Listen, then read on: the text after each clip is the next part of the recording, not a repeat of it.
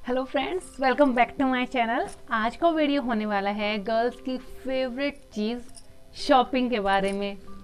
Shopping मेरी favourite है, आप लोगों की भी है तो मुझे कमेंट करके ज़रूर बताइएगा। तो चलिए आज की वीडियो में हम जानेंगे शॉपिंग से रिलेटेड कुछ फ्रेजेस और कुछ इंग्लिश सेंटेंसेस को। तो चलिए स्टार्ट करते हैं वीडियो। Let's start. फर्स्ट हम ये जानते हैं कि हम शॉपिंग कहते किस चीज़ को हैं। शॉपिंग वर्ड ज़रूरी नहीं है कि आप कपड़े लेने जाएं तो ही आप उसे शॉपिंग बोलें, या आप जूते खरीदने जा रहे हैं, कोई एक्सेसरीज लेने जा रहे हैं तो ही आप उसे शॉपिंग बोलें। आप कुछ भी खरीदने जा रहे हैं, इवन आप एक स्टूडेंट हैं और आप अपने पेन पेंसिल और अपनी बुक्स खरीदने जा रहे हैं तो भी आप उस चीज़ को शॉपिंग ही बोलेंगे।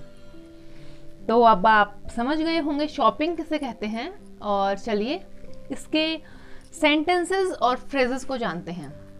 सपोज आप कहीं गए हुए हैं, शॉप में या मॉल में या सुपरमार्केट, कहीं भी आप गए हुए हैं और आपको सामान ढूंढ रहे हैं, आपको मिल नहीं रहा और आपको किसी की हेल्प चाहिए, तो आप सेल्समैन को कह सकते हैं could you help me to find shampoo.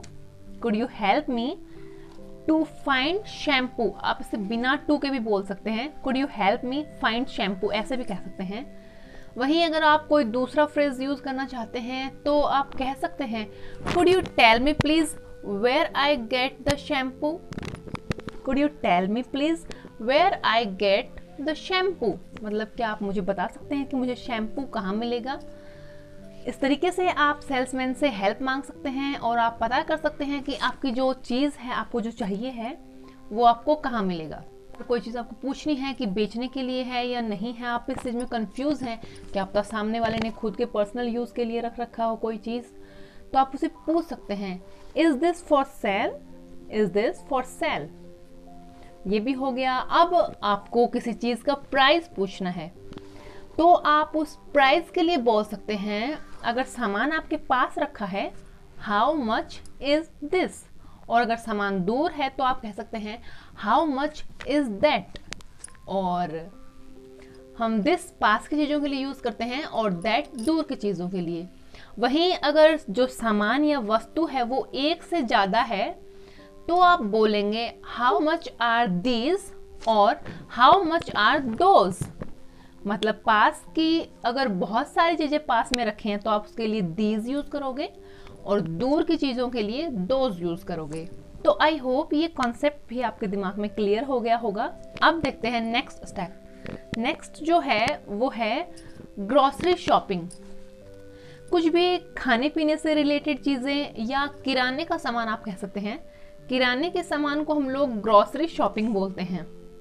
आप ग्रॉसरी शॉपिंग की जगह ग्रॉसरीज भी यूज़ कर सकते हैं।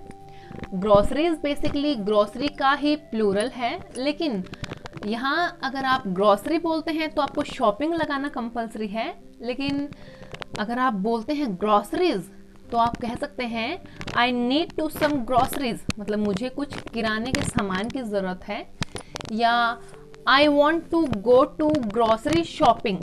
तो दोनों चीज़ों में आप डिफरेंस समझ गए होंगे। अगर आप ग्रॉसरी बोलते हैं तो शॉपिंग लगाना ज़रूरी है, और अगर आप ओनली ग्रॉसरीज बोलते हैं तो बिना शॉपिंग वर्ड के भी काम चल जाएगा। चलिए अभी देखते हैं नेक्स्ट। एक वर्ड होता है next, window shopping.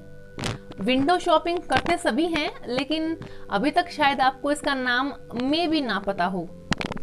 Window shopping का मतलब होता है सिंपली कुछ खरीदने में नहीं जाना या कुछ खरीदना नहीं हो, और सिर्फ सामान चेक करने के लिए जा रहे हों। जो लेटेस्ट और कलेक्शन मार्केट में आया हुआ होता है, या जो भी लेटेस्ट ट्रेंड चल रहा है मार्केट में, आप सब वो जब चेक करने के लिए जाते हैं तो आप उसे विंडो शॉपिंग बोलते हैं। इसके बाद कई बार होता है कि हम कोई चीज़ खरीद लेते हैं और हमें उसके लिए रिफंड चाहिए होता है। टू गेट रिफंड, कोई भी चीज़ के लिए पैसे वापस चाहिए होते हैं या कोई चीज़ हमें वापस करनी होती है तो उसके लिए हम उसे रिफंड बोलते हैं।